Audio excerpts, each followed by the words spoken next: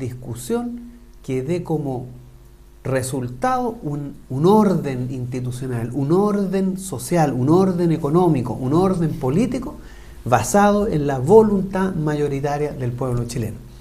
Le damos la bienvenida a Salvador. Muchas gracias. Y abrimos también las preguntas para que resolvamos. La idea es que resolvamos todas las dudas, porque hay muchas dudas respecto a esto. ¿Cómo se haría? ¿Podemos hacerlo? ¿Lo podemos hacer sin parlamento? ¿Lo podemos hacer con un decreto, con una ley? La Constitución actual lo permite, el Tribunal Constitucional. Todas esas cosas necesitamos clarificarlas ahora. Yo solamente enfatizaría un punto, Marcel, y es que este no es un tema más dentro de nuestro programa, ni un tema más dentro de las reivindicaciones que actualmente están movilizando a la mayor parte del país.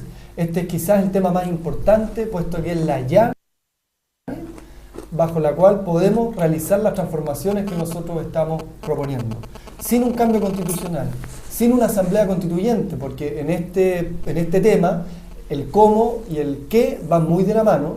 No da lo mismo cómo cambiamos la Constitución, no da lo mismo cuál es el mecanismo para obtener este resultado que algunos han planteado.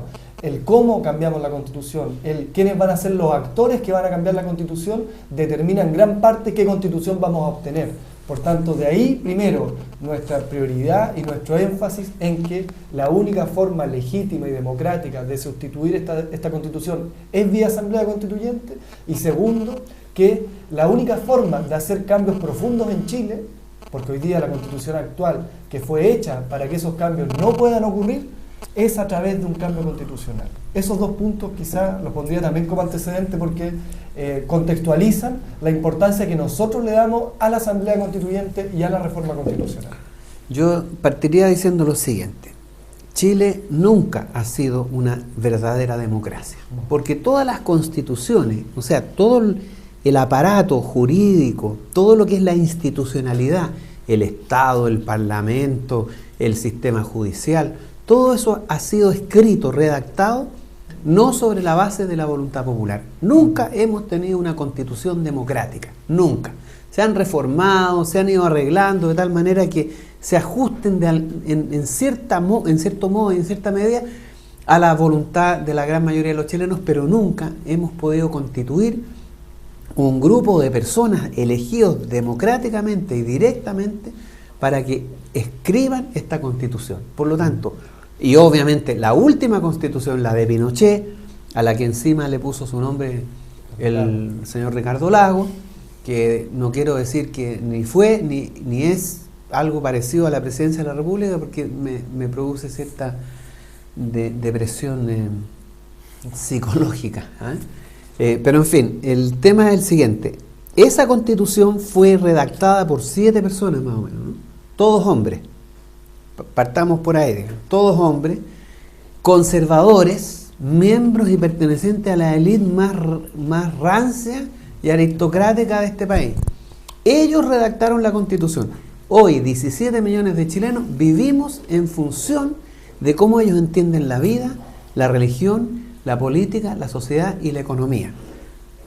Para mayor gravedad, fue aprobada en un plebiscito fraudulento, donde no habían registros electorales, donde los camiones con militares llegaban en masa a votar y donde prácticamente no existía ninguna manera de saber si efectivamente correspondía a la voluntad popular. Y donde hay testimonios de agentes de la CNI que han dicho que ellos fueron a votar varias veces durante el día en distintos centros de votación. O sea, ellos mismos lo reconocen. Esa es la Constitución que por 30 años nos ha regido. Obviamente no es tolerable tener que vivir bajo esos parámetros, y requiere necesariamente, porque 17 millones de chilenos no podemos regirnos con ese es el origen de esto. El fundamento de nuestra democracia es el autoritarismo, la falta de democracia, el no respeto. Y eso para nosotros es muy importante. Por eso decimos refundar la sociedad chilena, refundarla sobre los derechos y no sobre el lucro, porque además esta Constitución consagra el lucro como la forma fundacional de cómo se mueve y organiza esta sociedad. De allí la importancia no de reformar la Constitución, no de arreglarla, no de cambiarla, no, simplemente tomarla, botarla a la basura y sobre el fundamento de la democracia y la voluntad mayoritaria de los chilenos, crear la institucionalidad que nos debería regir. Eso es muy importante, el tema de origen de esta Constitución, puesto que uno de sus principales ideólogos y referentes, que es Jaime Guzmán, reconocido admirador del franquismo en su primera etapa de estudio y luego del nazismo, de uno de los ideólogos del nazismo, Carl Schmitt, bueno, él dijo textualmente, porque además nosotros tenemos quizás la suerte de tener documentadas todas las discusiones constitucionales que dieron origen a la actual Constitución en las actas constituyentes. Él dijo el año 79 explícitamente que esta Constitución debía convertirse o debía servir para que, independiente de quien ejerza el poder político, los resultados de la acción de quienes ejercen ese poder no sean muy distintos a lo que ellos mismos harían en esa situación. Quiere decir que es una Constitución que fue hecha con trampa, es una Constitución que fue hecha para perpetuar el legado y el proyecto de la dictadura, que, como bien decía Marcel, básicamente era un triunvirato entre militares, Chicago Boys y el sector más confesional y retrógrado de la Iglesia Católica. Entre esos tres grupos de interés se plasmó un proyecto de país que es el que hoy día tenemos legado en la Constitución y que, gracias a sus trampas, se hace imposible cambiar desde la vía política. Por tanto, es muy importante conectar siempre que hay un vicio de origen. Esta Constitución fue fraudulenta, fue impuesta, pero además hay un vicio de contenido. No permite que se cambie por la vía política y no permite que hagamos las transformaciones que el país necesita desde la institucionalidad. Ya, podríamos, por ejemplo, partir por ahí. No sé si hay alguna pregunta. ¿Hay alguna pregunta por Twitter o no? Sí. Hagámosla. La primera pregunta que aparece en el Twitter es de César y nos pregunta: ¿quiénes serían los asambleístas? ¿Quiénes serían los constituyentes? Ya. ¿Son políticos, representantes sindicales, estudiantes? ¿Quiénes podrían ser asambleístas? ¿Y quién más? ¿Hay otra pregunta más? Y la siguiente pregunta tiene relación con qué modelo de los que en donde se ha desarrollado la Asamblea Constituyente se quiere implementar aquí en Chile. Ya, ok. O sea, el modelo y quiénes serían los representantes. Pero podríamos partir, antes de contestarla, como ¿por qué esta Constitución no puede ser modificada? Que es inmodificable. ¿Cuál es lo que la hace imposible modificarse? Sí, bueno, tiene trampas que son de distinta índole, y las más explícitas, que son las trampas políticas, son básicamente 4. La primera trampa es la trampa de acceso a la participación política, que es la ley de partidos.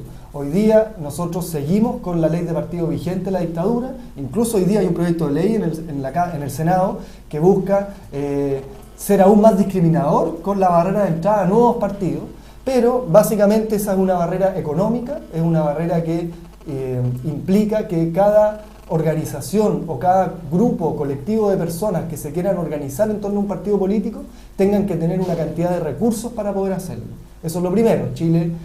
porque para fundar un partido político tú tienes que tener 50.000 firmas más o menos, aproximadamente, y cada una de esas firmas tiene que estar legalizada ante notario y tiene que cumplir un conjunto de requisitos que le hacen por lo menos 50, 60, 70 millones de pesos hay que tener para poder inscribir un partido político, más o menos.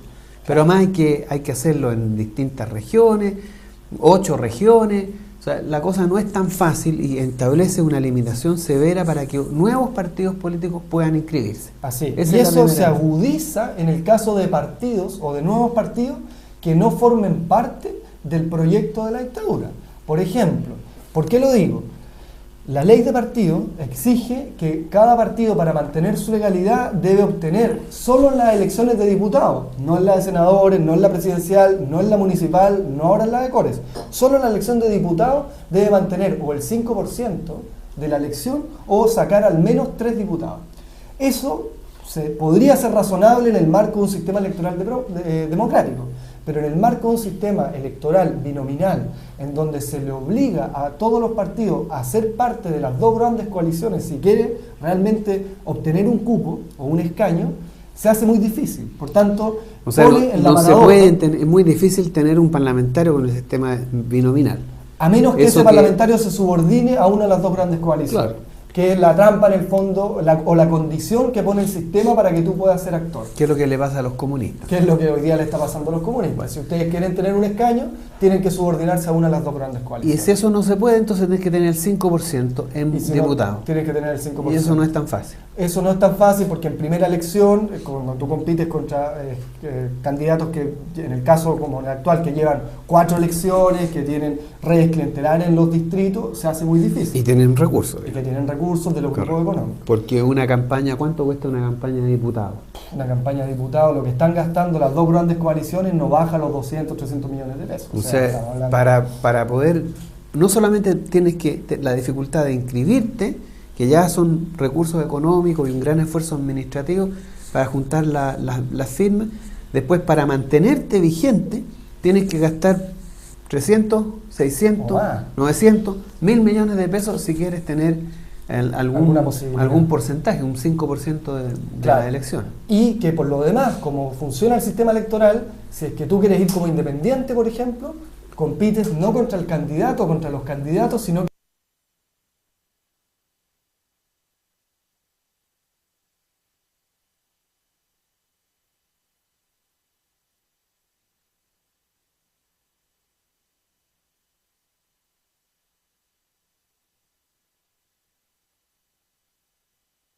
contra las otras listas.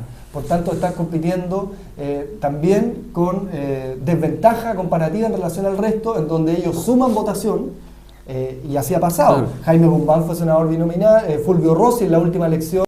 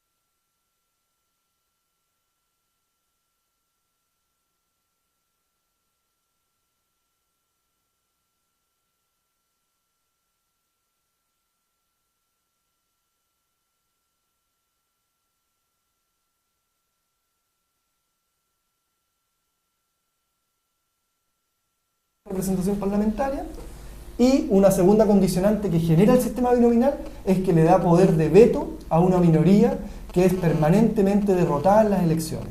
La alianza, que no tiene el 50% de la votación en Chile, o al menos de la gente que vota, sí obtiene el 50% de la representación parlamentaria en todas las elecciones, lo que le da un poder de veto en el Parlamento y que también imposibilita poder generar cambios desde ahí. O sea, el sistema binominal te permite que con una minoría, Un tercio. y menos incluso, menos, claro. menos. Si la cosa es que el primero, que salen elegidos normalmente la primera lista y la segunda lista, y pueden ser con menos del 50%, ¿no? Pero tú con menos del 50% puedes tener el 50% de los representantes, con menos del 50% de la votación. Y podríamos explicar por qué ocurre eso, ¿no? Sí, ahora, para seguir con las trampas, porque eso es muy, bueno, eso ocurre obviamente porque como es binominal, se reparten solamente 2 escaños por distrito. Eso permite que una minoría del 30% impida cualquier cambio político ilegal en Chile, porque ellos con una minoría del 30% tienen el 50% de los escaños, de los representantes. Eso es una trampa imposible de superar. Y si es que pudiéramos superarla, es que eso sería importante que lo explicáramos, porque no es una información muy entendida y difundida. ¿Por qué ocurre que con un 30% tú puedes tener el 50%? Ya, el sistema binominal, que es técnicamente es un sistema proporcional, es el menos proporcional de todos los sistemas proporcionales, pero al repartir más de un escaño ya pasa de ser un uninominal y es un sistema proporcional. Ahora, insisto, es el menos proporcional de los proporcionales. pero reparte 2 escaños por distrito y por circunscripción. Y la forma de repartir eso... Por cada lugar donde se eligen diputados y senadores se eligen 2. Se eligen 2. Dos Ahora, senadores o 2 diputados. no hemos dicho, y esto es muy importante, que la construcción de los distritos y de las circunscripciones en Chile fue hecha también con la calculadora política para generar un empate en cada una de esas circunscripciones. Las circunscripciones y los distritos actualmente no están o no tienen una relación proporcional de población ni de territorio entre unos y otros. No son todos los distritos del mismo tamaño ni agrupan a la misma cantidad de población. Los distritos fueron hechos para que haya empate en cada uno de esos distritos. Hay distritos que tienen más representación que otros. El caso emblemático es Aysén, en donde Santiago Poniente, por ejemplo, tiene 57 veces más población que Aysén, pero ambos tienen un diputado. Claro. 57 veces. O sea, hay lugares donde con muy poca población eligen lo mismo que en lugares donde hay mucha población. Claro, y eso ya la hace... Claro, la defensa que alguien podría decir mañosamente de eso, digo mañosamente porque se puede corregir de otra forma, es que eso sobre representa a las regiones favorablemente, porque si fuera estrictamente proporcional en términos poblacionales, Santiago tendría el 40% del Parlamento. Entonces, es una forma mañosa de decirlo. ¿Por qué? Porque hay otras formas de hacer esa corrección. Además, si el 60% de la población vive fuera de Santiago, debería el 60% de los parlamentarios ser... Y por último, claro, esa es una discusión que se tiene que abrir.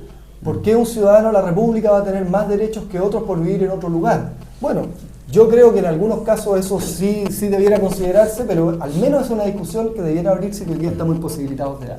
Entonces, para cerrar, el sistema binominal reparte 2 escaños por distrito y la forma de repartirlo no es para quienes saquen las 2 primeras mayorías de votos como candidato. No sé si se entiende. O sea, si candidato... Lo que pasa es que se postula por lista. Se postula por listas. O sea, cuando uno va a una elección de diputado o senador donde se eligen siempre a 2, nada más que 2, se postula por lista. No, claro. También puede ir no puede ir una persona individual, tiene que ser igual en una lista. Puede ir un independiente. El problema del independiente es que compite contra una lista, claro. Que obviamente una lista con 2 candidatos tiene más posibilidad de sumar más votación que un independiente solo. Entonces ahí lo que pasa generalmente es que hay 2 escenarios. Uno de los problemas del binominal es que a las terceras fuerzas las deja fuera y a las segundas votaciones o a las segundas más altas votaciones, pero que no están dentro de una coalición, también quedan fuera. Y lo segundo que pasa, y que ha pasado, es que a veces se arrastra una votación muy alta, como ha pasado en algunos distritos y algunas circunscripciones, arrastra a otros candidatos que con el 3 o el 4% entran solamente porque se cuelgan del compañero de lista que sacó el 60 al 65%. Entonces, para explicarlo bien, serían 2 candidatos que se eligen y se postula por lista. Cada lista postula a 2. A 2. Porque como son 2, cada lista postula a 2. Entonces, la primera lista, o sea, la que saca más votación, elige a 1. Y la segunda lista, que elige la segunda más alta votación, elige al segundo. Sí y solo si la primera lista, la que saca más votación, no duplica a la segunda lista. Claro, y la fórmula de eso, que se llama método de Hond, es que se agarran las sumas de todas las listas y se dividen por la cantidad de escaños que se va a repartir. Y por tanto, los grupos de votos de cada lista en esa división, ahí se divide por prioridad entre quienes sacaron más. Entonces yo puedo tener una lista, la lista A, por ejemplo, con un candidato que saque 50 votos, y el segundo candidato que saque 0 votos, pero tiene 50. Y la otra lista tiene 2 candidatos, uno que sacó 20 y el otro 20. Y no queda ninguno de esos dos, porque la primera lista, la con más votación, tiene 50 votos, que es más del doble que los 40 de la otra. Entonces, este que tiene 0 votación en la lista que tiene 50 votos, entra como parlamentario, y los otros que tenían 20, que tenían más votación que estos, no entran porque la suma de esos votos de la lista no es mayor, no es ni la mitad siquiera de la lista. Así es, así es.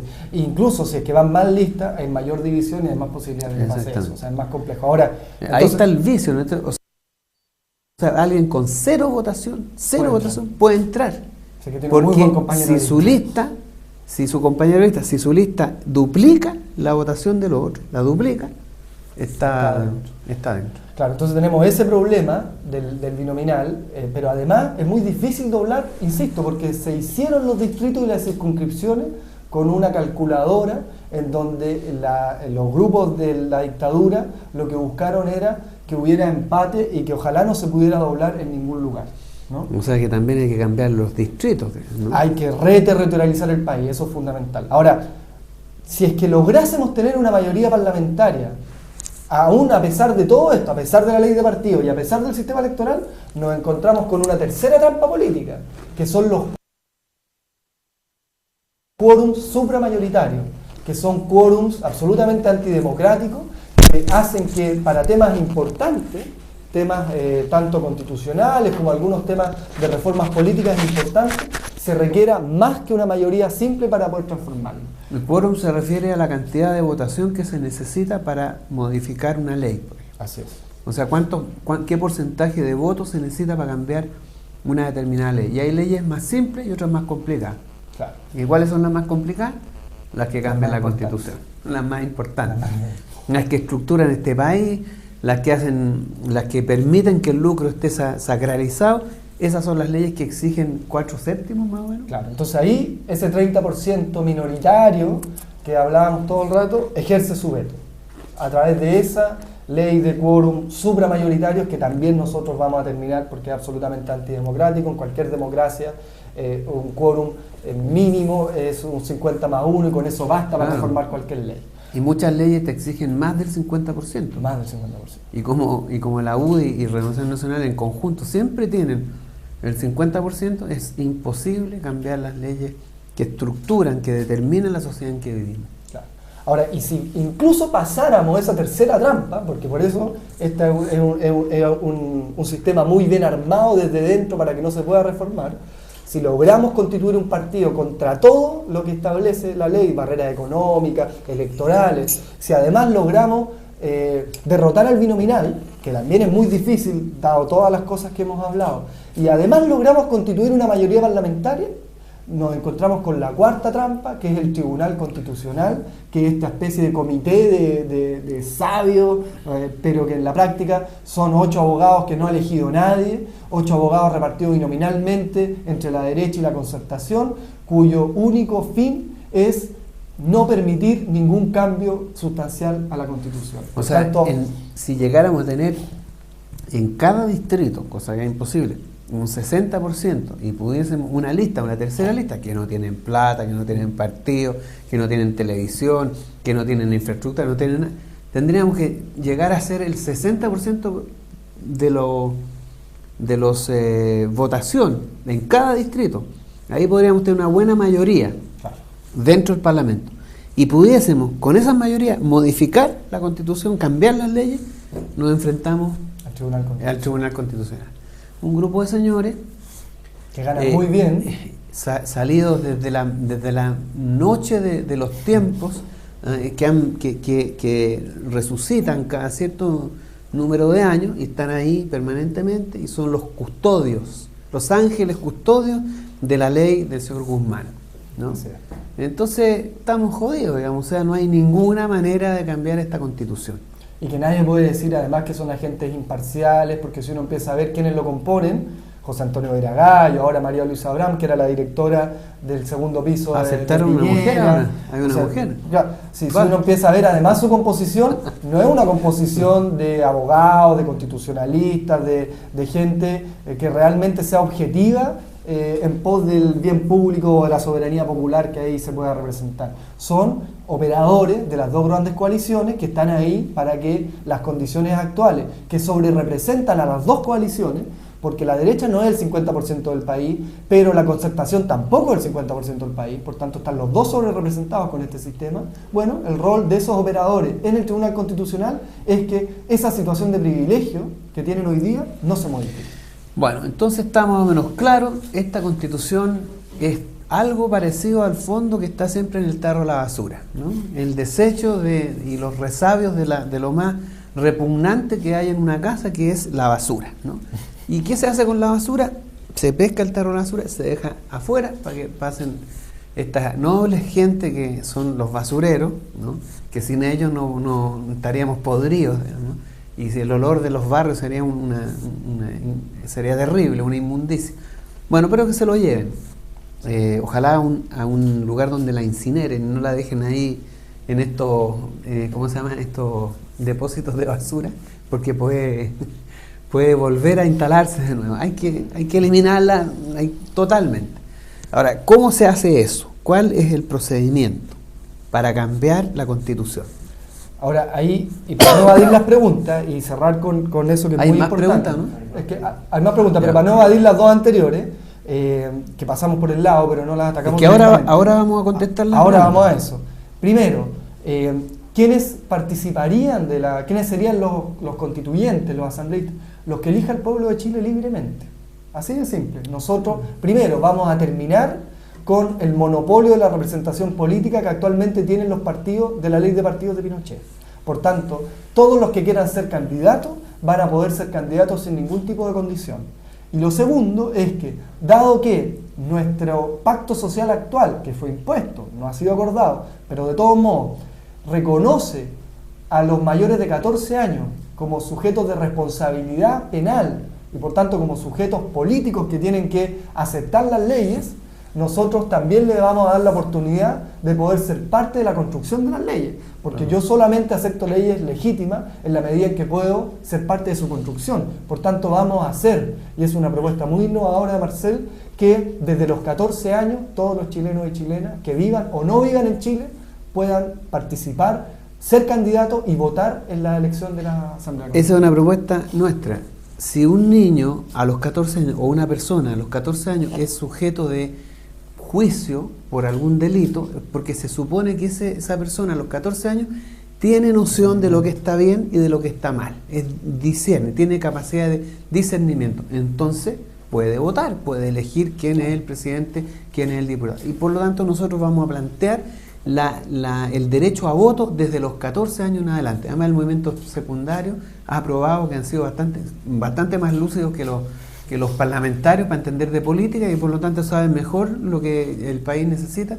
Así que nosotros planteamos eso como elemento importante. Ahora, para contestar, aterrizar aquí a Salvador, ¿puede un dirigente sindical, por ejemplo, ser miembro y debería ser miembro, porque nosotros hemos planteado ciertos criterios.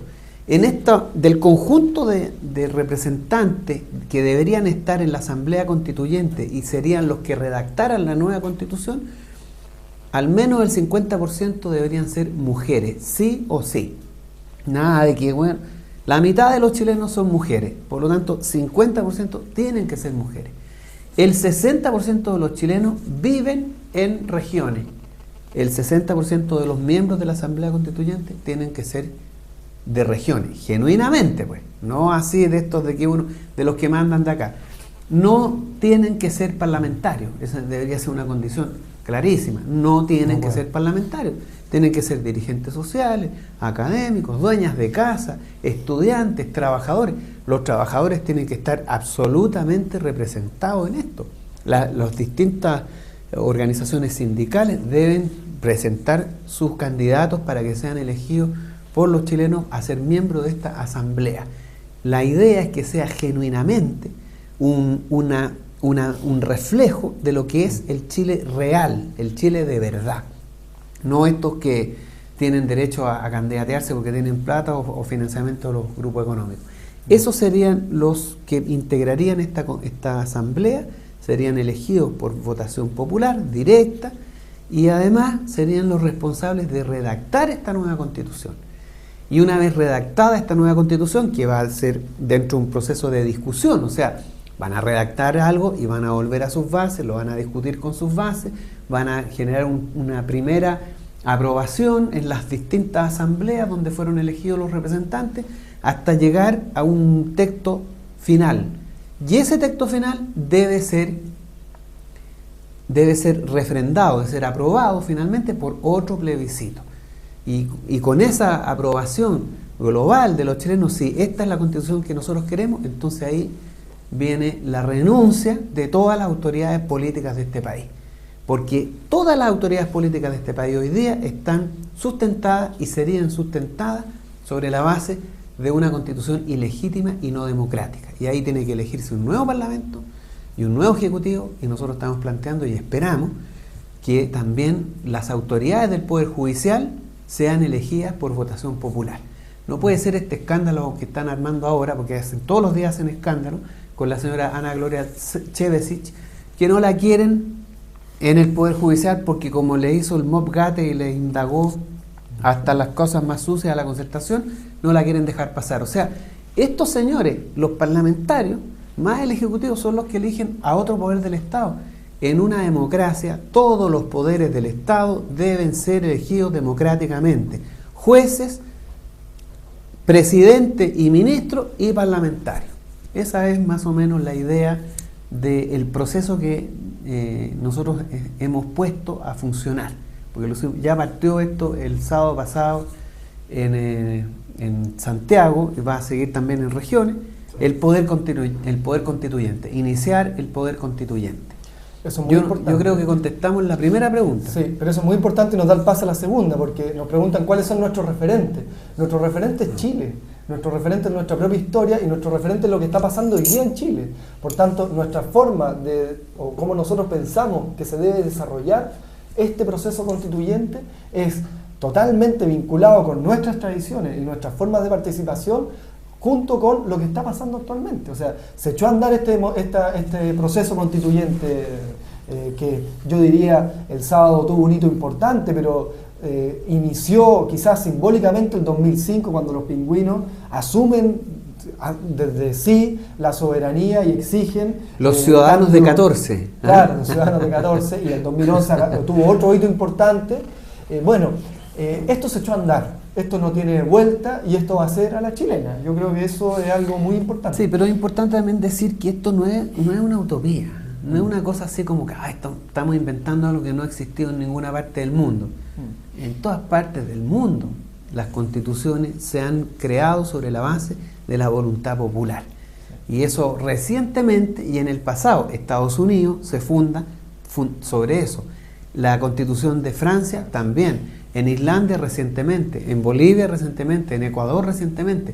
O sea, en todo momento histórico y en todo lugar del planeta han habido procesos constituyentes donde sus pueblos eligen la Constitución. Es absolutamente de sentido común. Si lo descabellado es lo que nosotros estamos viviendo hoy día, es algo absurdo, es digno de un manicomio, de un hospital psiquiátrico.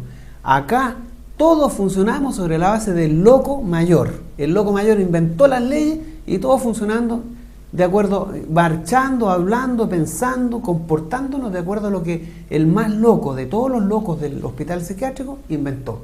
Eso es descabellado, es absurdo, no lo podemos aceptar.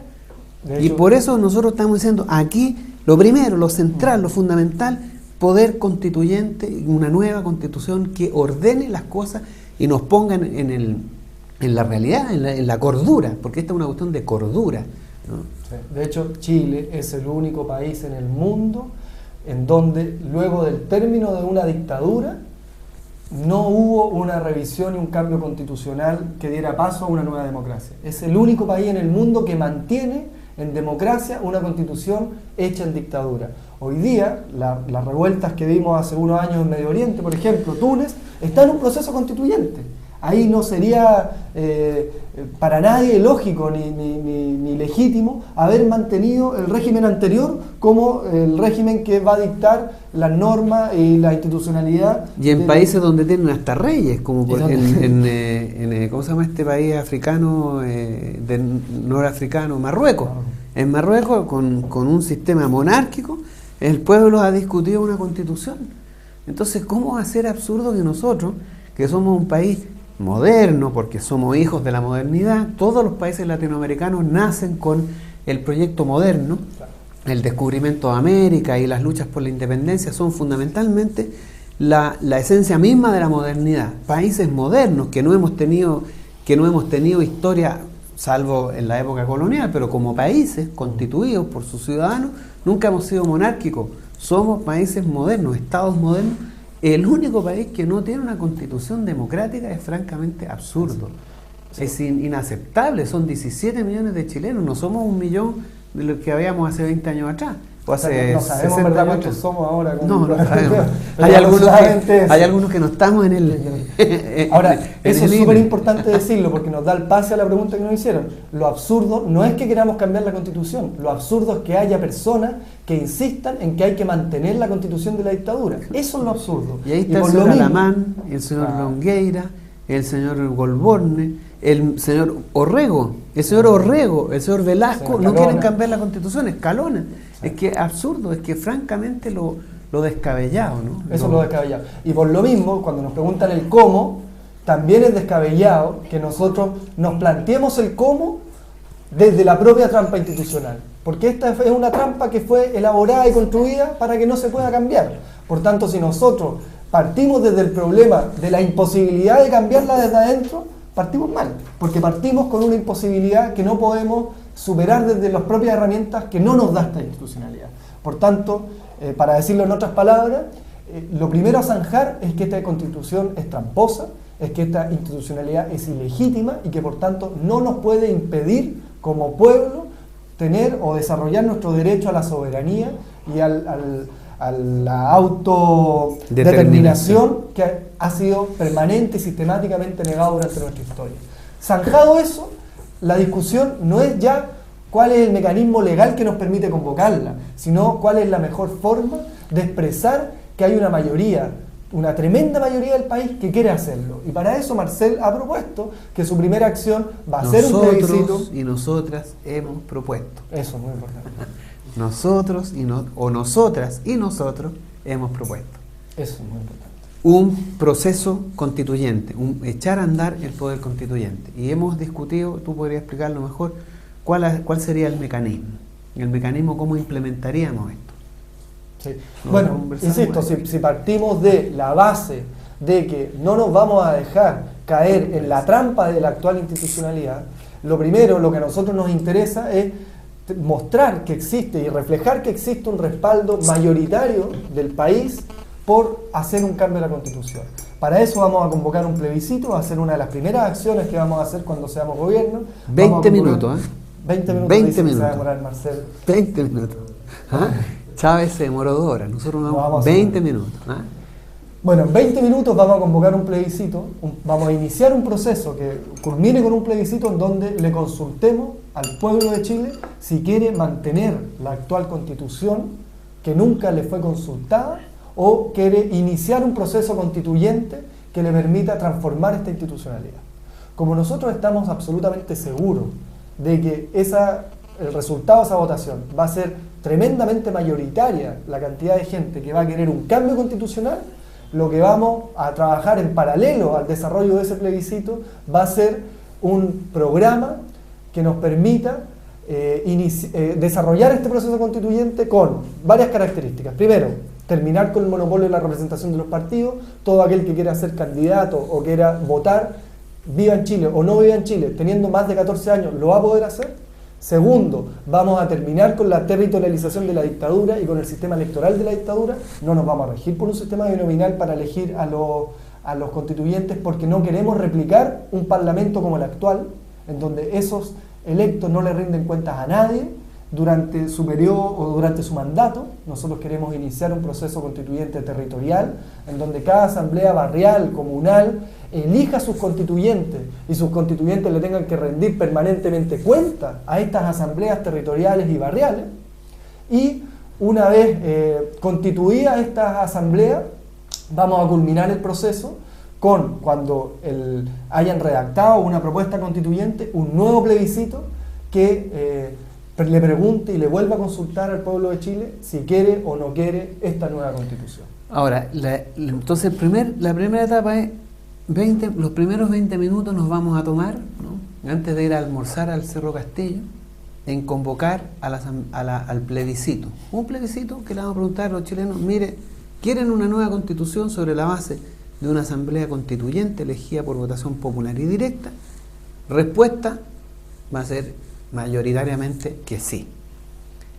Y a partir de ahí nosotros vamos a través de un decreto supremo presidencial, convocar a la asamblea constituyente.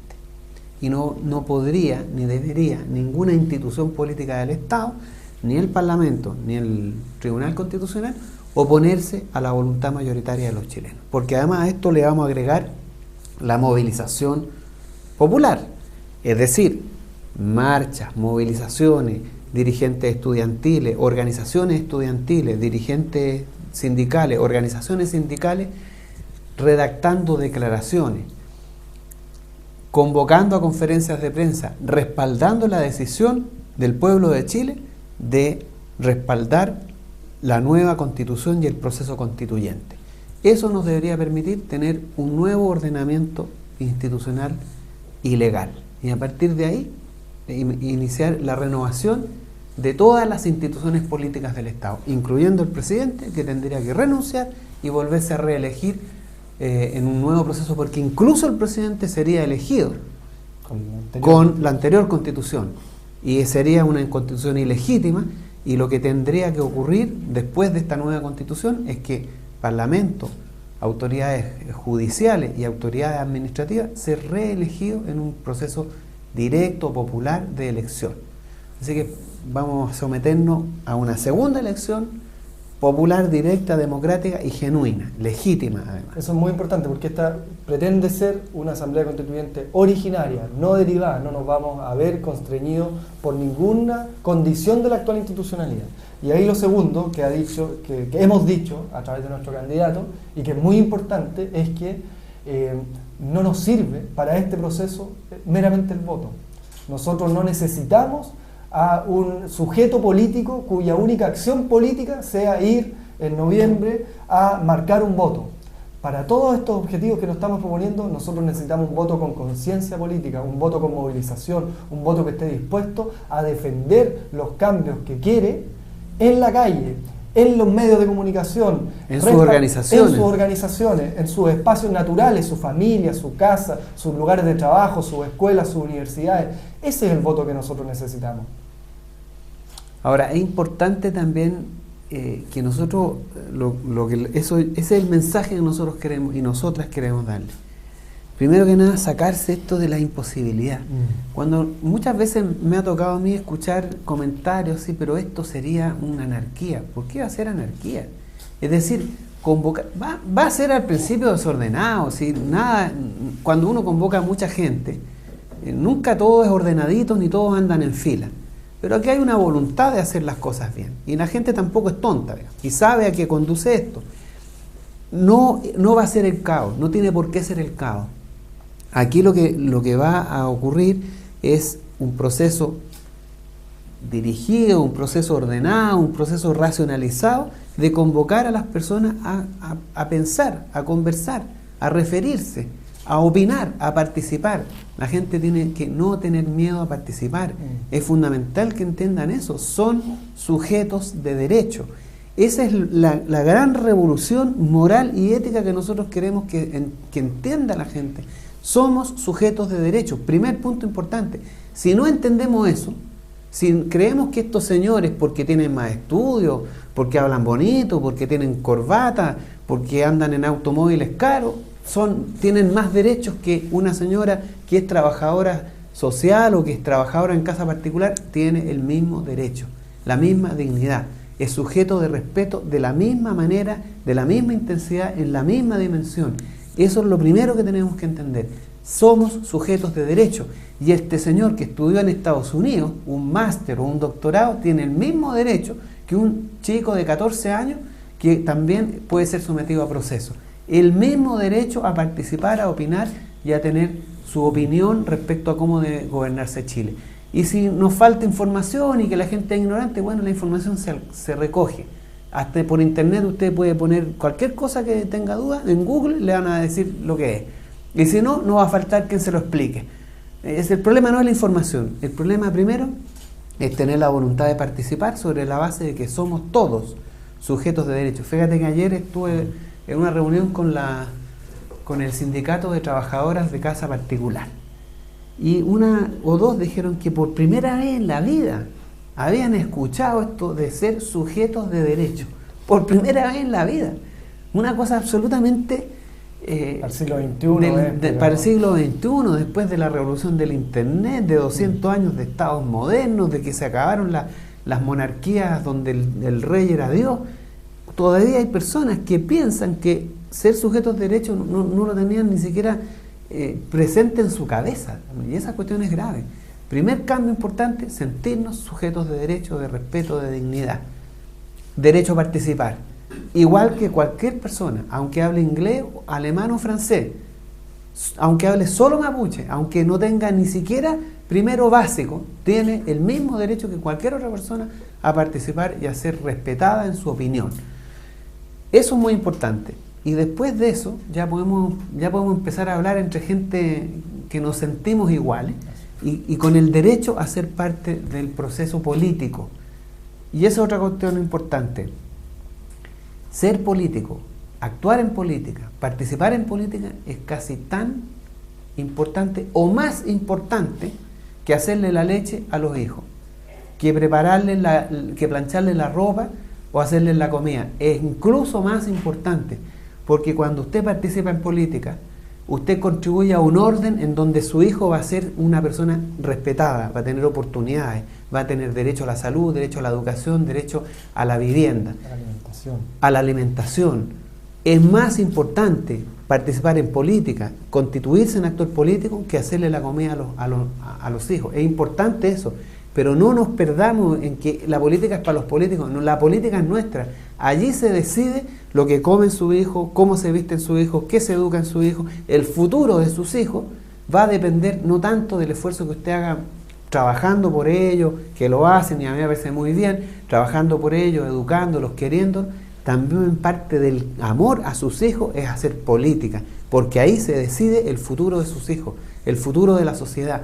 Y si usted no hace eso, entonces vamos a llegar a situaciones como las que hoy día estamos, en la locura misma, en el absurdo mismo, en donde no hay ningún derecho consagrado, ninguno, porque le hemos ido entregando el poder a quienes son los más inescrupulosos de los inescrupulosos que pueden nacer en una sociedad, la clase empresarial de alto alcurnia, digo yo.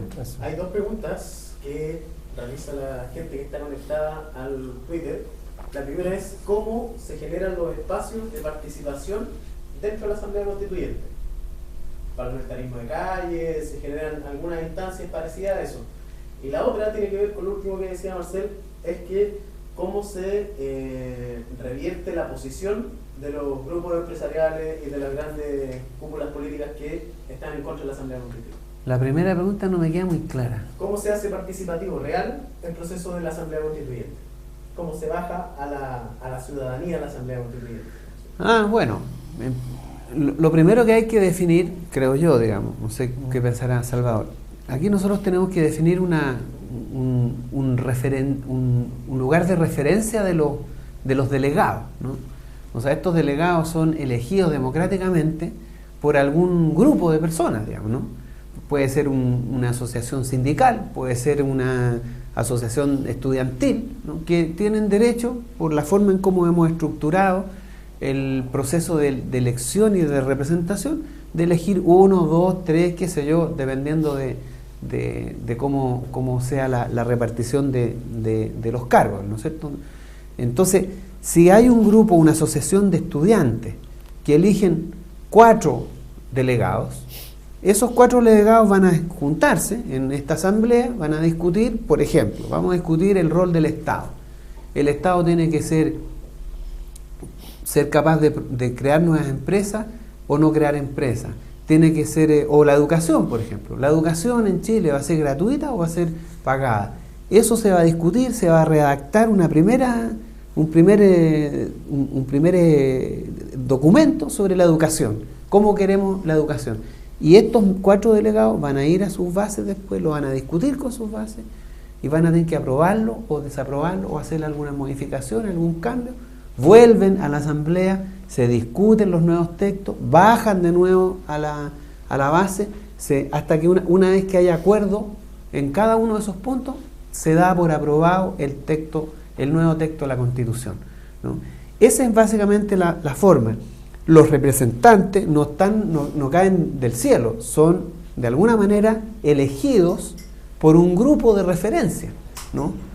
no sé, pues en la comuna de La Legua, por ejemplo, tendrán derecho a elegir 1, 2, 3, no sé cuántos delegados. Eso, los números hay que definirlos en función de cuál sería la mejor manera de representar a todos los chilenos territorialmente. Bueno, ese grupo de referencia va a discutir con sus delegados los textos que se redacten dentro de la Asamblea Constituyente. Y así debería ser el proceso. También podemos hablar de las redes sociales, se pueden armar grupos a través de redes sociales para que discutan y se vaya, por ejemplo, poniendo los textos que se han redactado y que haya un proceso de participación por redes sociales respecto a estos textos. La cosa es que finalmente, sobre una amplia y masiva discusión en las organizaciones estudiantiles, sindicales, sociales, se va a discutir cada uno de los puntos. Y esa nueva redacción debería ser finalmente refrendada, aprobada, finalmente en un nuevo plebiscito para que le dé sí o no a esta Constitución. Pero que ya va a haber sido discutida, que ya va a haber sido en las bases, por medio de redes sociales. Eso también se hizo en Islandia, se discutió por redes sociales los contenidos de la nueva Constitución, ¿no? Y ahí eso no es tan complicado, pues sí, tampoco es muy diversa las opiniones que puedan haber sobre cómo debe ser la educación, la salud, la vivienda.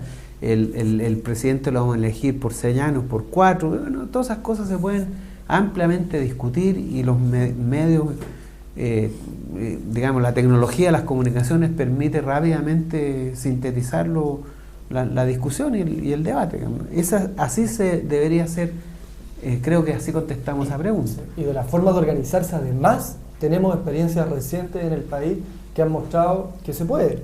Magallanes, Freirina, el movimiento estudiantil, que se basa sobre el asambleísmo, ¿no?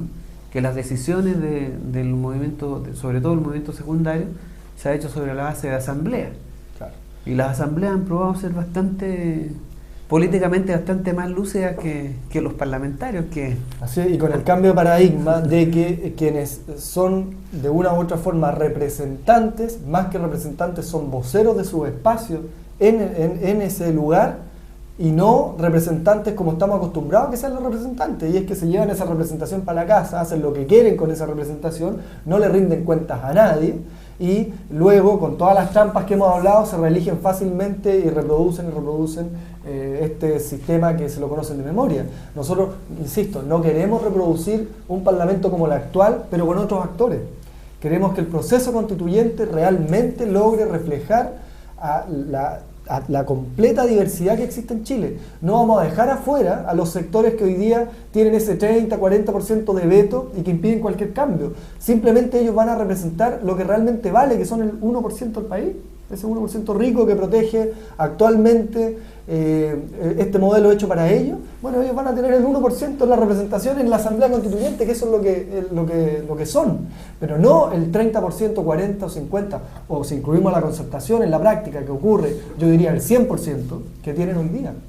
Cuando existió la Revolución Francesa, que dio origen a las democracias y a la concepción de los derechos humanos, existían, previo a la Asamblea Constituyente, un sistema muy parecido al que tenemos hoy día. Si eso es curioso, era el de los estados generales.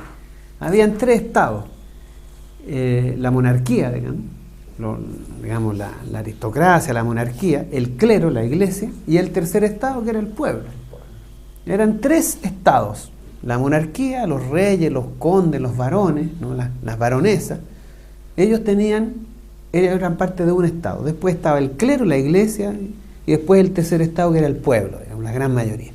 Cada uno tenía un representante en los estados generales, o sea, en el parlamento, tenían un representante. O sea, el clero tenía 1/3, la monarquía tenía otro tercio, y el tercer estado otro tercio. Pero el tercer estado era el 99%, y el clero y la monarquía eran el 1%. Entonces, es la misma lógica que aplicó Guzmán para crear acá la Constitución, más sofisticada, un poco más complicada, porque no tenemos estos tercer estados, ¿no? Pero en el fondo es sobre representar a las minorías que tienen el control y que manejan la sociedad en su conjunto, ¿no? Esa clase se hace sobre representar. Y al pueblo de Chile, la gran mayoría, la voluntad popular, subrepresentada. Eso claramente no a mí hoy día no me representa ningún parlamentario de los casi 200 que hay. Polman, con el financiamiento de las campañas que hace, debe representarlo unos 80, 90, que serán los que les pasará, o más quizás. 100% que les pasará el financiamiento de las campañas. Eso lo que pasa es que Polman debe tener como 25%, Lux otro 25%, Mate otro 25%. Así se deben repartir los parlamentarios, ¿no? Dependiendo ¿a qué comisión participa? ¿A qué comisión participa? Hay 7 familias que tienen a todos los de la Comisión de Pesca adentro, que son los que le entregaron el mar, ¿no? La mayoría debe estar bien financiado por las multinacionales dueños del cobre, y así. Y eso se ha sabido, digamos, ¿no? Hay una pregunta en el Twitter que dice que la Asamblea Constituyente ha sido demonizada por ciertos sectores a partir de lo que pasó en Venezuela. Por el clero y la nobleza, digamos. Exactamente. Y nos piden ejemplos de otros lugares donde se haya desarrollado la Asamblea Constituyente como un proceso. Mira, son todos los ejemplos de realidades muy distintas, así como la de Chile hoy día es distinta a cualquier otra realidad en donde se haya dado. Sin embargo, son todos igualmente válidos. Marcela hablaba de Estados Unidos, de Francia, por mencionar algunos países de los que iniciaron son estos procesos, de los que son nuestros referentes, porque claro, y que nadie podría demonizar, decir ningún país latinoamericano para nosotros es referente, porque nosotros somos parte de la OCDE, somos país desarrollado, incluso estamos haciendo políticas de promover la natalidad, porque los países de alto desarrollo son los que reducen la natalidad. Así que nuestro referente, digamos, para ser consistente con el clero y la nobleza, es Francia, Estados Unidos, Holanda, Bélgica. Son países que han sido fundados sobre España, Alemania, Suiza, Portugal, todos países que han tenido, Islandia, bueno, ahora, todos países que han tenido procesos constituyentes y que tienen democracia con que uno pudiera cuestionar algunos elementos, pero que en su origen son inmensamente más avanzadas que la nuestra. Y que han sido sobre la base de una asamblea constituyente. En América Latina tenemos Argentina, Colombia, Perú, Ecuador, Bolivia, Venezuela. Entonces, hay México, hay miles de referentes, o sea, cientos de referentes. O sea, todos son referentes. Claro, nadie podría decir que Colombia es un régimen chavista o que lo era cuando hizo el proceso constituyente. Todo lo contrario, era un gobierno más bien de derecha. Y ese fue una cosa bien particular, porque el caso colombiano es sobre la base de, en el voto, la presión estudiantil. Los estudiantes hicieron una campaña y en unas elecciones presidenciales escribieron Asamblea Constituyente o la quinta. Pidieron una séptima papeleta, que es lo que hoy día se parece a la cuarta urna, que es incorporar, junto con la urna que va a haber para elecciones presidenciales y la que va a haber para senadores y diputados, no sabemos todavía cómo va a ser el tema de los cores, incorporar una urna adicional que pregunte al país si quiere o no quiere cambiar la Constitución. Eso hicieron en Colombia en el 91. Y lo escribieron en un papel, en los votos ya existentes. Más de 2 millones de personas lo escribieron, y como resultado de eso los tribunales de justicia exigieron al sistema electoral que pusieran la séptima papeleta, y en la séptima papeleta el 70% de los colombianos votó favorablemente la idea de una nueva constitución. Hoy día Túnez, que copó los medios de comunicación hace algunos años cuando tuvo una situación interna compleja, está pasando por un proceso constituyente del cual no tenemos noticias, por ejemplo, así como no tuvimos de Islandia, que fue otro reciente. Y hay un chileno, un abogado constitucionalista chileno, que es Roberto Garretón, que está asesorando ese proceso y que de una u otra forma muestra que en Chile tenemos gente que conoce de estos temas y que perfectamente podríamos desarrollarlos sin ningún problema. Así como se está desarrollando en otro lado del mundo, en Chile también tenemos gente que sabe y que podría ayudarnos a desarrollar sin ningún problema un proceso como este. Sí, lo que uno teme de esto es que la gente, los chilenos se sienten como que ellos no se podría ocurrir esto en Chile, es una utopía, te dicen, o sea, esto es irreal, o sea, está en el horizonte de lo irreal, cuando en el mundo entero es una realidad contundente, maciza, en este país no es. Deberíamos empezar a preguntarnos por qué ocurren esas cosas, ¿no? ¿Por qué nosotros pensamos que eso sería poco menos que traer el paraíso a la tierra? o que Jesucristo apareciera por segunda vez en este mundo. Es así como lo siente la gente. Primer cambio, entonces, entender que esto es lo normal, y lo anormal es lo que nosotros vivimos. Esto que nosotros vivimos como chilenos es lo anormal, lo descabellado, lo absolutamente fuera de realidad. El mundo funciona de otra manera. Somos nosotros una especie de planeta que está fuera del país, en donde los marcianos nos gobiernan, y son unos marcianos bastante crueles, porque tener a Chile trabajando 12 horas promedio, con sueldos indecentes, sin derecho a la salud, sin derecho a la vivienda, a cuestiones crueles se viven en Chile, ¿no? Mujeres que trabajan con pañales desechables, y parece normal eso, es normal. A nadie le parece un escándalo para salir inmediatamente a pedirle la renuncia a toda la autoridad de este país. Lo normal se ha hecho, lo loco, lo absurdo, lo irracional se ha convertido en una normalidad. Y nosotros eso entendemos que tenemos que cambiarlo, y que hay que hacerlo ahora, no en 500 años más, no para las próximas elecciones. Ahora tenemos que cambiar esto, porque la tasa de femicidio, porque los suicidios, porque cómo crece el suicidio adolescente, es que es una cosa gravísima, y esa cosa no se dice, no se informa, y esto tiene que ver con la Constitución, con un sistema que amarra, ¿no? Es como que nos tuvieran a todos amarrados a las sillas, y eso claro, hemos tanto tiempo acostumbrados a estar amarrados que ya no sabemos qué es lo que es no estar amarrados. Eso es lo grave. Además, porque nos da vergüenza, y yo no sé cómo a nadie más le puede dar vergüenza que todo esto que nosotros hemos tenido que soportar o hemos tenido que ver, se lo tengamos que reproducir a nuestros hijos, a nuestros nietos, y que nosotros, además, decirles que no hicimos nada o no pudimos cambiarlo. Eso es una vergüenza personal y colectiva que yo creo que como pueblo no estamos dispuestos a seguir manteniendo. ¿Hay más preguntas? Sí, hay una pregunta. Tiene relación con lo que dice Lucas, que es respecto a un cronograma. ¿Cuánto tiempo demoraría en la Asamblea Constituyente en evacuar el nuevo documento? Yo creo que con 6 meses estamos listos. 6 meses. O sea, hay que andar rápido, o sea, las cosas hay que hacerlas. En 6 meses tenemos que ser capaces de hacerlo, ¿no? El plebiscito se despacha en 1 mes, ¿sí?